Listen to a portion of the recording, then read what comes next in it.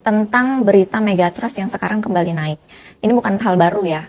Sebenarnya kabar tentang megatrust ini sudah diketahui cukup lama. Nah, beberapa pertanyaan yang banyak kami terima hari ini. Yang pertama, apakah Jatim berpotensi terdampak?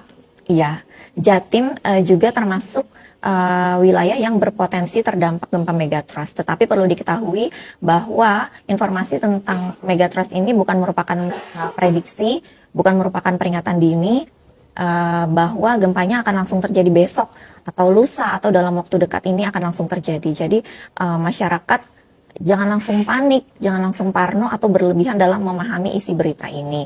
Informasi ini semata-mata diangkat kembali untuk mengingatkan kita semua bahwa kita punya PR besar dan harus lebih serius dalam mempersiapkan diri menghadapi potensi gempa ini. Yang kedua, wilayah Jatim mana saja sih yang berpotensi terdampak? Karena kita bicara tentang megatrust ya, karena megatrust ini segmennya memanjang di selatan Kepulauan Indonesia dan sisi selatan Jawa Timur termasuk wilayah yang juga dilalui, maka tentunya wilayah di bagian selatan akan menjadi yang paling terdampak apabila terjadi gempa. Apalagi wilayah pesisir seperti Pacitan, Trenggalek, Tulung Agung, Malang, dan seterusnya akan menerima dampak lebih besar apabila gempa tersebut berpotensi menghasilkan tsunami. Nah, terus bagaimana dengan wilayah lainnya? Ponorogo gimana? Surabaya gimana? Sidoarjo gimana? Banyak banget yang menanyakan hal itu ya.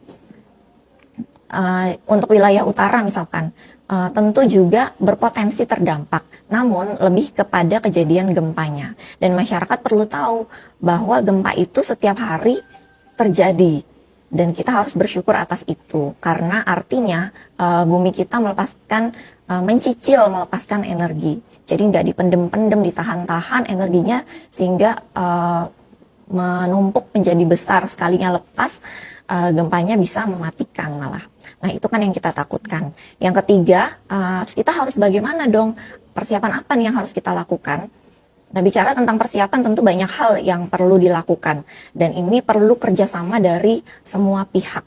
Mulai dari infrastruktur, bangunan, teknologi, komunikasi, mitigasi bencana, seperti jalur evakuasi dan lain-lain. Ini adalah bekal untuk masyarakat kita menghadapi potensi bencana, terutama gempa ya. Nah, ketimbang membesarkan rasa panik, kita seharusnya lebih fokus pada persiapan diri kita dan lingkungan untuk menghadapi segala kemungkinan yang bisa terjadi. Karena sebenarnya yang berbahaya dan dapat menimbulkan korban jiwa itu kan seperti tertimpa reruntuhan misalnya, atau kita masyarakat terlalu panik sehingga tidak tahu apa yang harus dilakukan ketika bencana itu terjadi.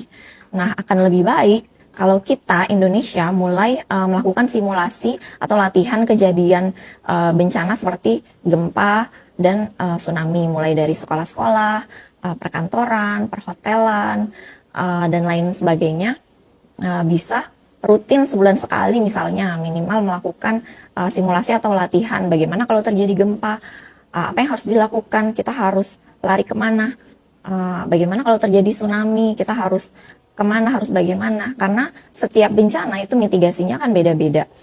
Misalkan seperti mitigasi bencana tsunami, kita punya metode 20-20-20, dan saya yakin banyak masyarakat yang belum tahu. Apabila terjadi gempa dalam durasi lebih dari 20 detik, kita punya waktu 20 menit untuk melakukan evakuasi dan mencari tempat yang 20 meter lebih tinggi dari tempat kita di daratan sebelumnya. Itu adalah salah satu mitigasi kejadian tsunami. Dan sekali lagi ini butuh kerjasama semua pihak. Jadi daripada kita panik-panik terus nggak jelas, mari kita mulai dari diri kita sendiri, membekali diri kita sendiri tentang berbagai informasi dan mitigasi bencana, sehingga minimal kita bisa menyelamatkan diri kita sendiri ketika terjadi bencana.